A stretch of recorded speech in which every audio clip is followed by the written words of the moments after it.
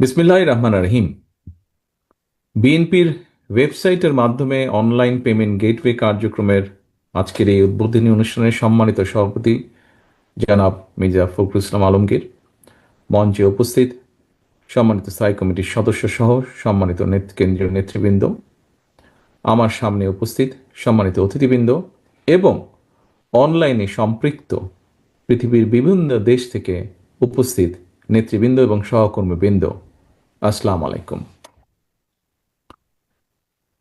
বিশ্বের বিভিন্ন দেশে বসবাসকারী প্রবাসী বাংলাদেশী যারা প্রবাসে থেকে